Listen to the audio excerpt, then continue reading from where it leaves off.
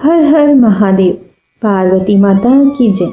आप सभी का स्वागत है आपके अपने चैनल हरि का पंचांग में। आप इस चैनल पर सुन रहे हैं फाल्गुन मास के महात्म्य की कथाएं, जिसमें आप सुन रहे हैं शिव पुराण की कथाएं। उससे पहले महात्म्य सुनने से पहले आपको सुनाई जा रही हैं शिव कथाएं, जो कि नई नई कथा हैं माता पार्वती की, शिव जी की और भी शिव से जुड़ी हुई कथाएं। तो आइए आरंभ करते हैं आज की कथा को। हर हर महादेव। एक समय पृथ्वी पर लगातार 12 वर्षों तक भयंकर अकाल पड़ा। अकाल के समय न कहीं नभ पर बादल दिखाई दिए और ना ही धरा पर कहीं हरियाली। सभी झीलें, तालाब, नदी नाले सूख गए। समस्त सृष्टि में हाहाकार मच गया। प्राणी जल की बूंद बूंद के लिए तरस गए तथा भूख से निष्प्राण होकर तड़पने लगे। इंद्र देवता को प्रसन्न करने के लिए लोग तरह तरह की प्रार्थना अर्चना करते, मगर मेघ थे कि गायब ही हो गए। किसान अपनी सोने जैसी धरती के बंजर हो जाने के भय से हर समय प्रार्थना में लीन रहते। सूर्य अपने प्रकाश को, जिसे अग्नि के रूप में धरती पर डाल रहा था, उससे समस्त जीव जंतु अकाल मृत्यु को प्राप्त होने लगे। भयंकर गर्मी में एक किसान ने अचानक अपने खेतों में हल जोतना शुरू कर दिया। संयोगवश शिव पार्वती भ्रमण करते हुए वहां पहुंचे। कमजोर शरीर वाले उस किसान को बंजर धरती पर हल चलाने तथा पसीने से लथपथ हुए जब माता पार्वती ने देखा तो उनका हृदय पसीज गया। वह सोचने लगी, यह किसान बिना जल के धरती पर हल क्यों चला रहा है? जब तक अकाल की स्थिति है, हल चलाने का कोई औचित्य नहीं होगा। इसी सोच में डूबी माता पार्वती से शिवजी बोले, पार्वती क्या सोच रही हो? माता पार्वती बोली, देव, पिछले कई वर्षों से अकाल पड़ा हुआ है। बिना बारिश के इस बंजर धरती पर कुछ भी तो नहीं उगेगा। फिर इस किसान को क्या पड़ी है जो इस भयंकर गर्मी में धरती पर हल चला रहा है? इससे वह स्वयं भी परेशान हो रहा है तथा बेचारे भूखे प्यासे बैल भी परेशानी में है। क्या इस किसान को लगता है कि वर्षा होगी? शिवजी बोले, नहीं, इसे कोई पूर्व आभास नहीं है कि वर्षा होने वाली है। अकाल के 12 वर्ष का समय व्यतीत हो जाने से इसे इस बात का भी आभास है कि निकट भविष्य में वर्षा होने का कोई संकेत नहीं है। पार्वती ने शिव की बात काटते हुए कहा, फिर यह व्यक्ति मूर्खता क्यों कर रहा है? माता पार्वती की शंका का समाधान करते हुए शिवजी बोले, यह व्यक्ति मूर्ख नहीं है, इसे सब कुछ पता है। फिर भी यह हल इसीलिए चला रहा है कि कहीं इस लंबे अकाल में निठल्ले बैठे रहने से वह हल चलाना ही ना भूल जाए। शिव का उत्तर पाकर माता पार्वती उस किसान के कष्टों के निवारण का उपाय ढूंढने लगी। माता जानती थी कि भगवान शिव जब भी अपना वर्षादायी शंख बजाते हैं तो वर्षा होने लगती है। उन्होंने शिव से कहा, प्रभु, किसान यह सोचकर कि कहीं मैं हल चलाना ही ना भूल जाए, कितना कष्ट उठाकर हल चला रहा है, लेकिन आपने भी तो इतने वर्षों से अपना वर्षादायी शंख नहीं बजाया है। कहीं ऐसा ना हो कि आप भी शंख बजाना भूल जाएं। नहीं पार्वती, ऐसा कैसे हो सकता है? शिवजी तभी बोले, मैं शंख बजाना भला कैसे भूल सकता हूँ? पार्वती झट से बोली, ऐसा क्यों नहीं हो सकता स्वामी? इतने वर्षों से आपने शंख नहीं बजाया, ऐसे में हो सकता है कि आप शंख बजाना ही भूल गए हों। नहीं पार्वती, मुझे शंख बजाना आता है और अपना शंख बजाना ना तो मैं भूला हूँ और ना ही भूल सकता हूँ। शिव ने पार्वती की शंका निवारण के प्रयास में कहा, मगर पार्वती अपनी जगह अडिग थी। कहने लगी, प्रभु यदि ऐसा नहीं है तो एक बार बजाकर क्यों नहीं दिखा देते? पार्वती की बात सुनकर शिवजी को लगा कि वे संदेह में घिर गई हैं। संदेह निवारण करने के लिए उन्होंने तुरंत अपनी झोली से वर्षादायी शंख निकाला और पूरे वेग से उसे बजाने लगे। बस फिर क्या था, शंखनाद होते ही समूचे आकाश में मेघ घिराए। काले रंग के घनघोर बादल आकाश में हो और बारिश न हो, ऐसा भला कैसे हो सकता है?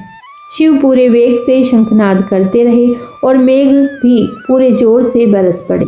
देखते देखते मूसलाधार बारिश होने लगी। समूची धरती जलमग्न हो उठी। इतनी बारिश हुई कि सारी धरती की प्यास बुझ गई। किसान नाचने लगे। मानव ही क्या, पशु पक्षी भी शिवजी की इस कृपा से धन्य हो उठे। माता पार्वती इस समूचे संसार की प्रसन्नता से गदगद हो उठी।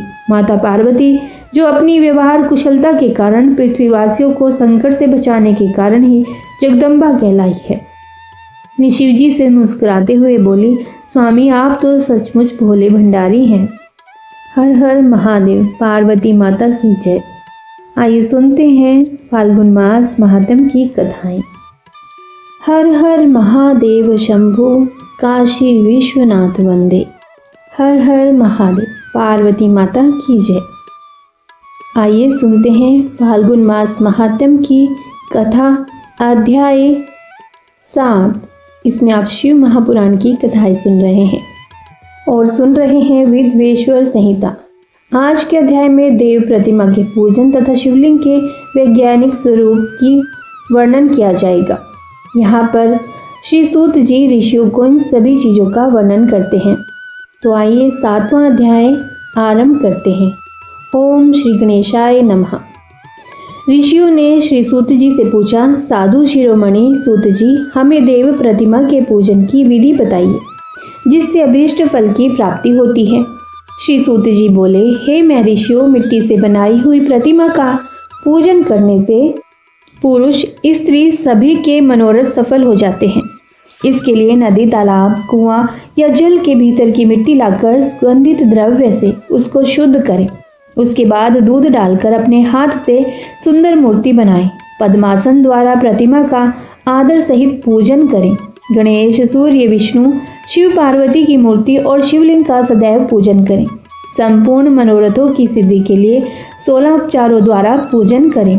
किसी मनुष्य द्वारा स्थापित शिवलिंग पर 1 सेर नैवेद्य से पूजन करें।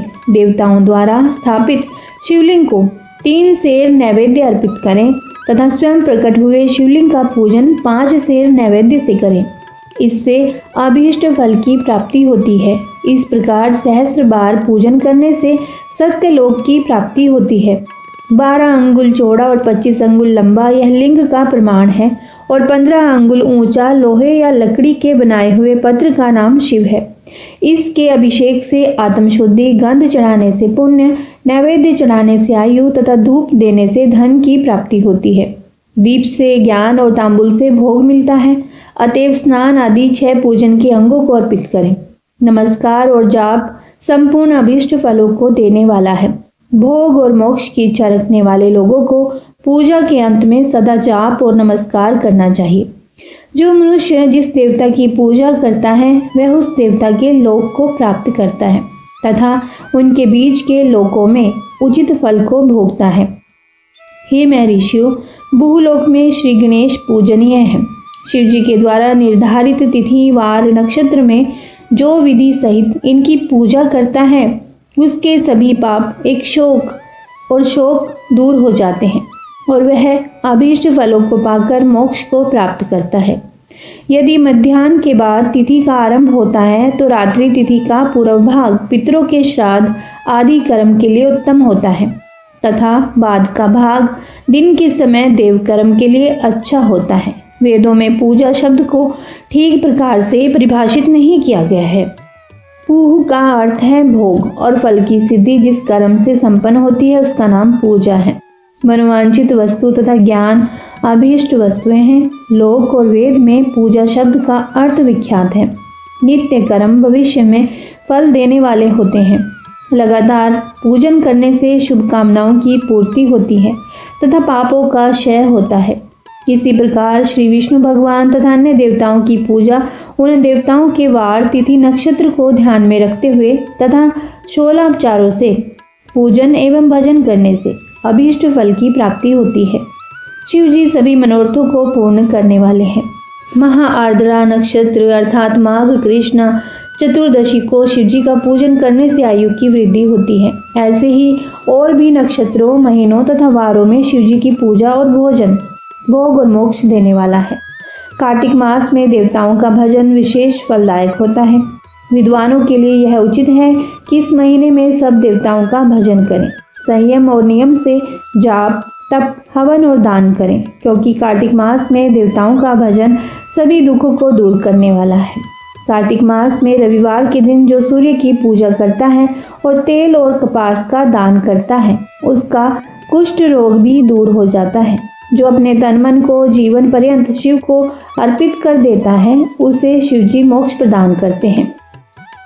योनि और लिंग इन दोनों स्वरूपों के शिव स्वरूप में समाविष्ट होने के कारण वे जगत के जन्म निरूपण है और इसी नाते से जन्म की निवृत्ति के लिए शिवजी की पूजा का अलग विधान है। सारा जगत बिंदु नाद स्वरूप है। बिंदु शक्ति और नाद शिव है, इसीलिए सारा जगत शिव शक्ति स्वरूप है। नाद बिंदु का और बिंदु इस जगत का आधार है। आधार में ही आधे का समावेश अथवा लय होता है, यही सकलीकरण है। इस सकलीकरण की स्थिति में सृष्टि काल में जगत का आरंभ हुआ है। शिवलिंग बिंदु नाद स्वरूप है, अतः इसे जगत का कारण बताया जाता है। बिंदु देव है और नाद शिव, इनका संयुक्त रूप ही शिवलिंग कहलाता है। अतः जन्म के समय से छुटकारा पाने के लिए शिवलिंग की पूजा करनी चाहिए। बिंदु रूपा देवी उमा माता है और नाद स्वरूप भगवान शिव पिता है और मोक्ष के लिए इनकी पूजा की जाती है। इन माता पिता के पूजित होने से परमानंद की प्राप्ति होती है। देवी उमा जगत की माता है और शिव जगत के पिता। जो इनकी सेवा करता है उस पुत्र पर इनकी कृपा नित्य बढ़ती रहती है। वह पूजक पर कृपा कर उसे अपना आंतरिक ऐश्वर्य प्रदान करते हैं।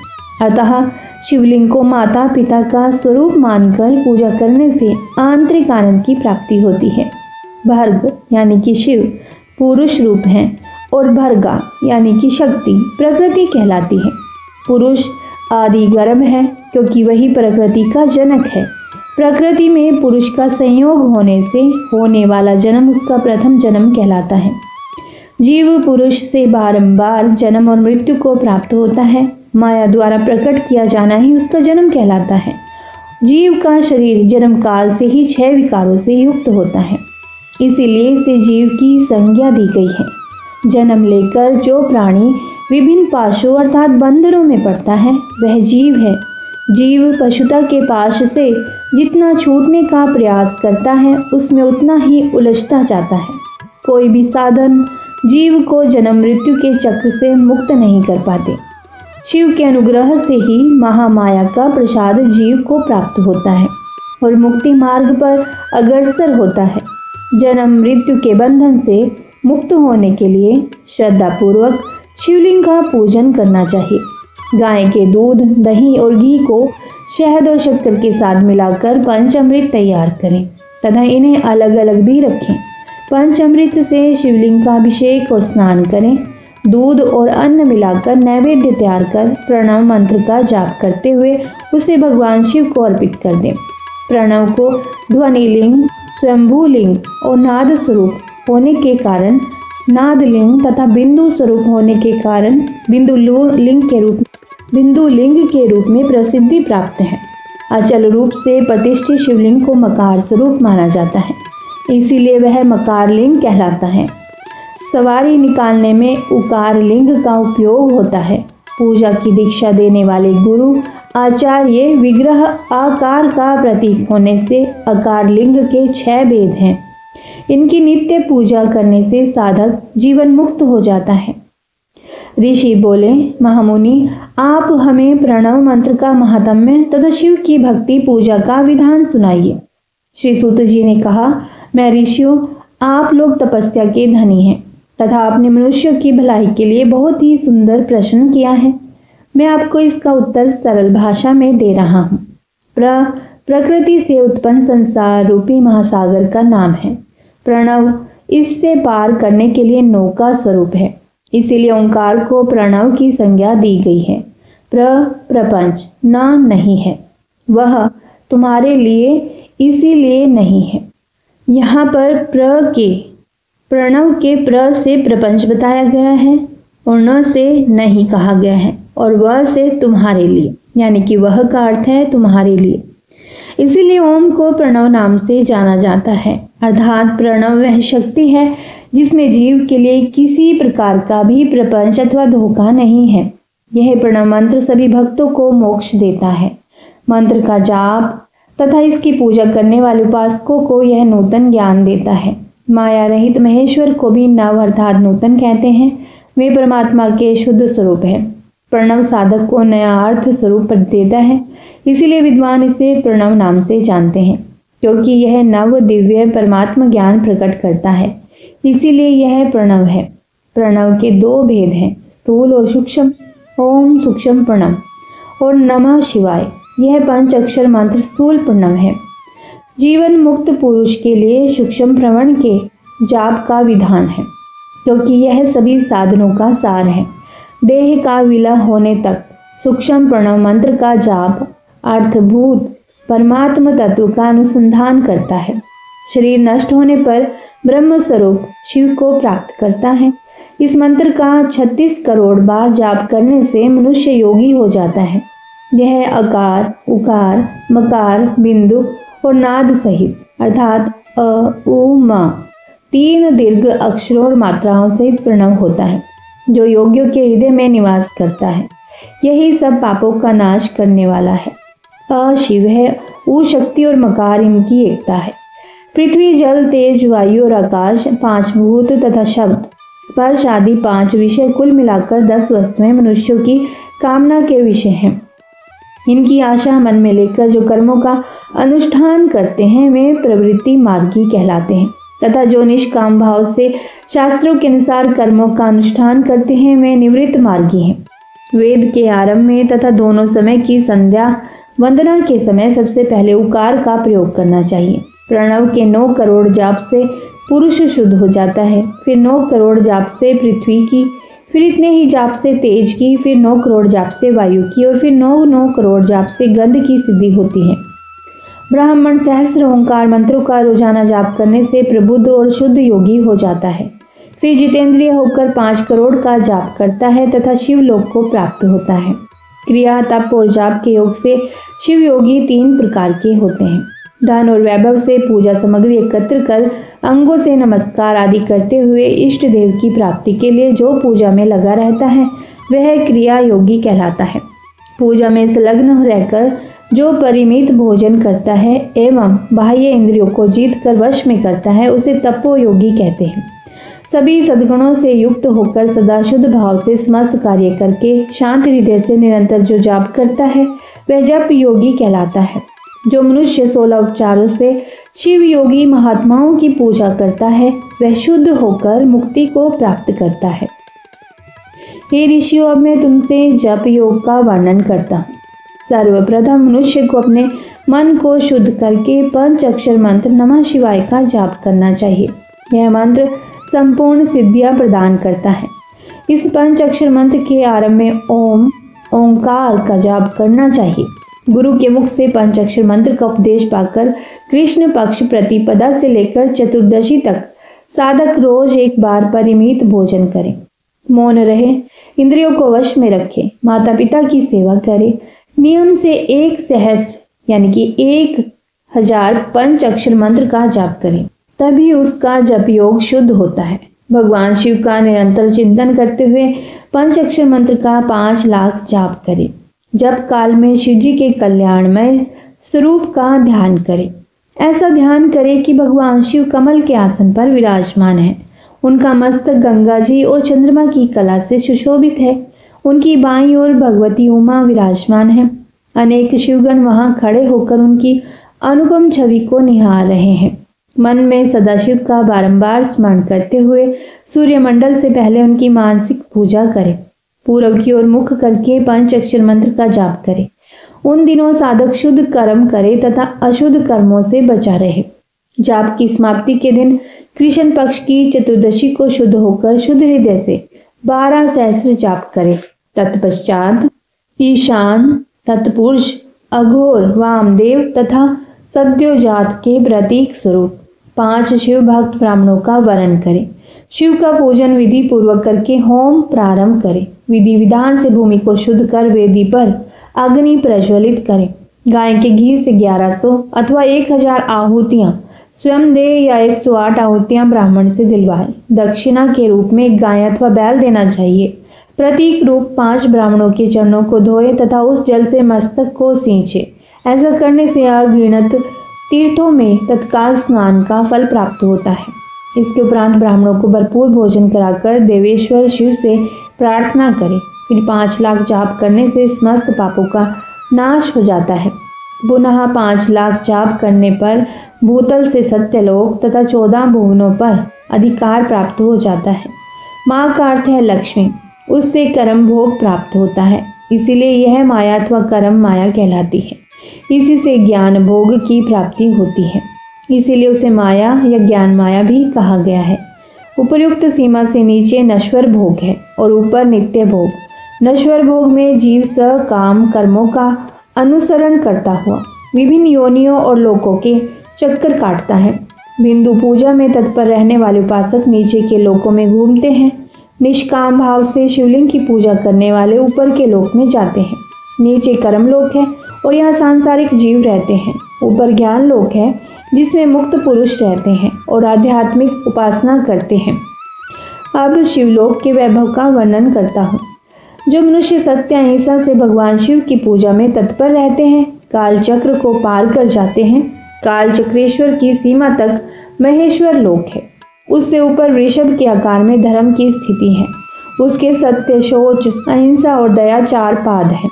वह साक्षात शिवलोक के द्वार पर खड़ा है। क्षमा उसके सींग हैं, शम कान है। वह वेद ध्वनि रूपी शब्द से विभूषित है। भक्ति उसके नेत्र और विश्वास और बुद्धि, मन, क्रिया आदि धर्म रूपी वृषभ है जिस पर शिव आरूढ़ होते हैं। ब्रह्मा, विष्णु और महेश की आयु को दिन कहते हैं।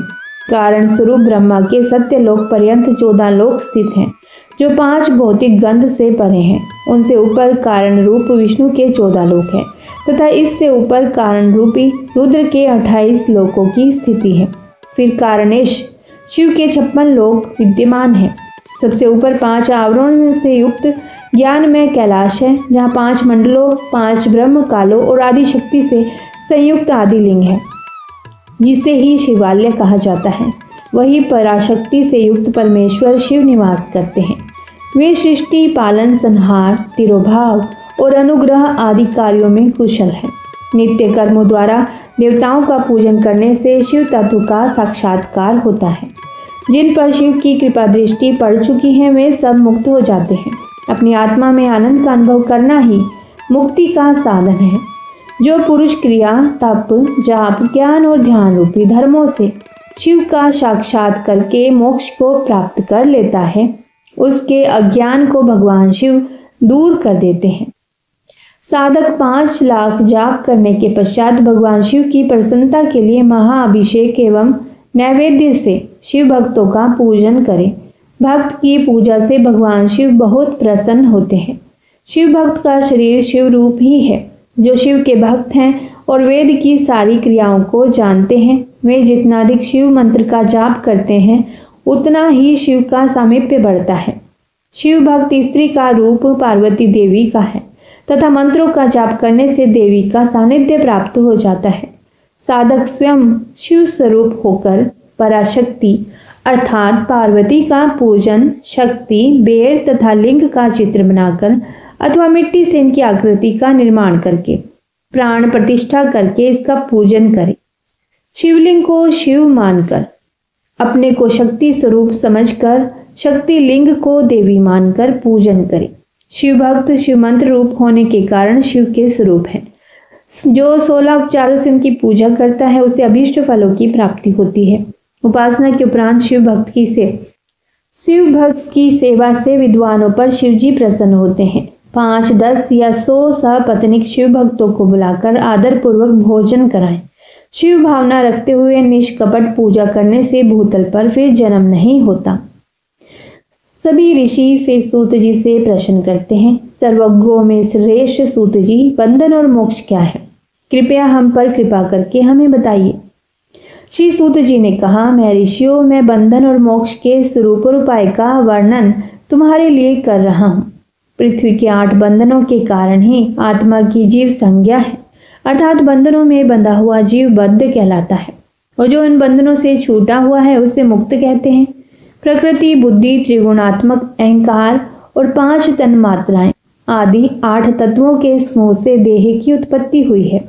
देह से कर्म होता है और फिर कर्म से नूतन देह की उत्पत्ति होती है। शरीर को स्थूल, सूक्ष्म और कारण के भेद से जानना चाहिए। स्थूल शरीर व्यापार कराने वाला, सूक्ष्म शरीर इंद्रिय भोग प्रदान करने वाला तथा शरीर को आत्म आनंद की अनुभूति कराने वाला होता है। कर्मों के द्वारा ही जीव पाप और पुण्य भोगता है। इन्हीं से सुख दुख की प्राप्ति होती है। अतः कर्म 5 में बंधकर जीव शुभ अशुभ कर्मों द्वारा चक्र की भांति घुमाया जाता है। इससे छुटकारा पाने के लिए महाचक्र के कर्ता भगवान शिव की स्तुति और आराधना करनी चाहिए। शिव ही सर्वज्ञ, परिपूर्ण और अनंत शक्तियों को धारण किया। जो मन, वचन, शरीर और धन से बेरलिंग या भक्त जनों में शिव भावना करके उनकी पूजा करते हैं, उन पर शिव जी की कृपा अवश्य होती है। शिवलिंग में शिव की प्रतिमा से शिव भक्त जनों में शिव की भावना करके उनकी प्रसन्नता के लिए पूजा करनी चाहिए। पूजन शरीर, मन, वाणी और धन से कर सकते हैं। भगवान शिव पूजा करने वाले पर विशेष कृपा करते हैं और अपने लोक में निवास का सौभाग्य प्रदान करते हैं। तब तन मात्राएं वश में हो जाती हैं। तब जीव जगदम्बा सहित शिव का सामीप्य प्राप्त कर लेता है। भगवान का प्रसाद प्राप्त होने पर बुद्धि वश में हो जाती है। सर्वज्ञता और तृप्ति शिव के ऐश्वर्य हैं। इन्हें पाकर मनुष्य की मुक्ति हो जाती है। इसीलिए शिव का कृपा प्रसाद प्राप्त करने के लिए उन्हीं का पूजन करना चाहिए। शिव क्रिया, शिव तप, शिव मंत्र जाप, शिव ज्ञान और शिव ध्यान प्रतिदिन प्रातः से रात को सोते समय तक, जन्म से मृत्यु तक करना चाहिए एवं मंत्रों और विभिन्न पुष्पों से शिव की पूजा करनी चाहिए। ऐसा करने से भगवान शिव का लोक प्राप्त होता है। हर हर महादेव। शिव महापुराण कथा का 7वां अध्याय संपन्न हुआ।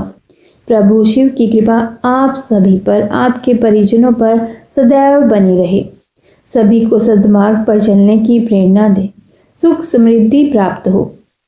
यदि यह वीडियो आपको अच्छी लगी हो तो इसे लाइक और शेयर जरूर कीजिएगा। और यदि आप चैनल पर पहली बार आए हैं तो चैनल को भी सब्सक्राइब कीजिएगा और कमेंट बॉक्स में लिखिएगा हर हर महादेव। ओम नमः शिवाय। आप हमारे चैनल पर सप्ताह के सभी दिनों की कथाएं भी श्रवण कर सकते हैं, उनका भी आप आनंद ले सकते हैं।